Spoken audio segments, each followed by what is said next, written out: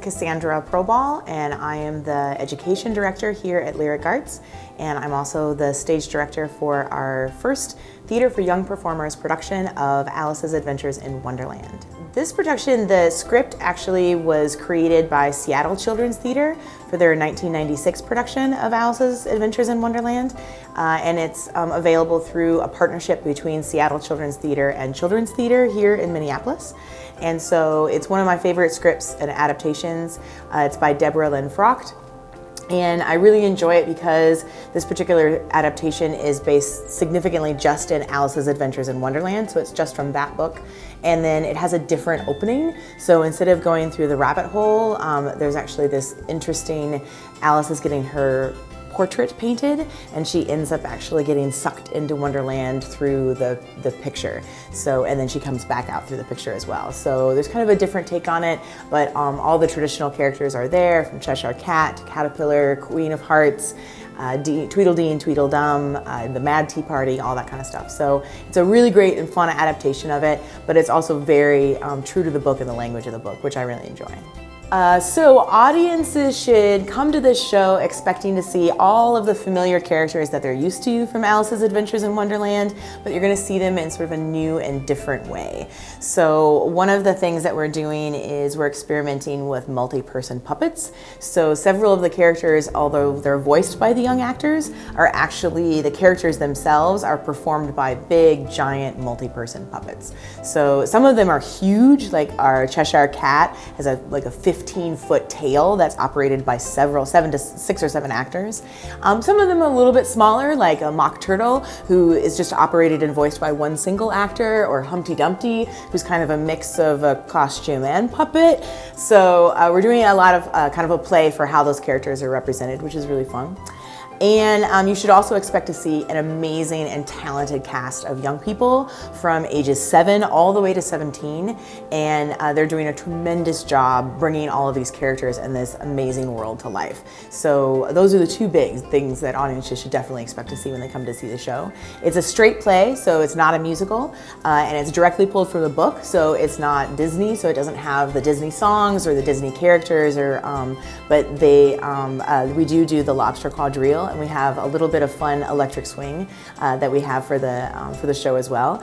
Our lens for the show, when we're looking at it, when we're kind of coming up with the ideas for it, is all done through surrealism, but in this kind of playful and fun and really bright and colorful way. So when you come to see the show, that's what you're going to see, are these bright and playful and silly and outrageous characters, all created in different and unique ways.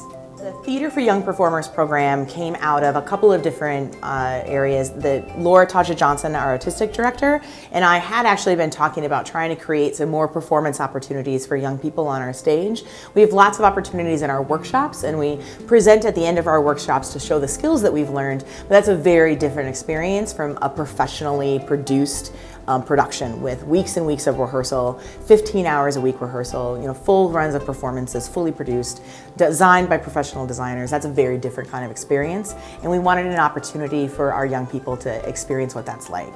And so she and I talked about this year we would go ahead and do our inaugural production for Theater for Young Performers, and we've actually been able to add into that crew as well. So not only are all the actors on the stage young people, but our crew in the catwalks and backstage and operating our boards and things like that are all young people as well. So that's been a great opportunity for our behind-the-scenes kids to get some experience as well. And yeah, we were hearing from the families too, that the kids and the families really wanted to have this more elaborate, professionally produced performance experience. And so we wanted to provide that experience as well.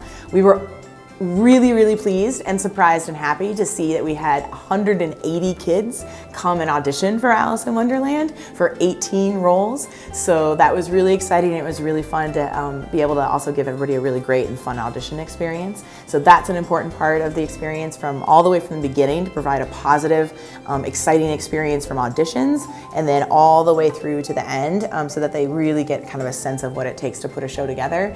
And that's the whole point of the program, and hopefully to inspire them to go on and create some of their own art as well. So the thing that I enjoy most about Theater for Young Performers, when you're doing theater with youth, for youth, is you get an opportunity to engage with these young artists and have them bring amazing creativity and their own life experiences to the production, and they bring their own creative ideas. And to work with them as artists is always incredibly refreshing as an artist myself, because they don't have a lot of the preconceptions about what theater is. They don't have any set ideas about what it should be, and so you can actually do much more interesting and creative and engaging work sometimes doing theater with young people and then also for young people. So why should you come and see this production of Alice's Adventures in Wonderland?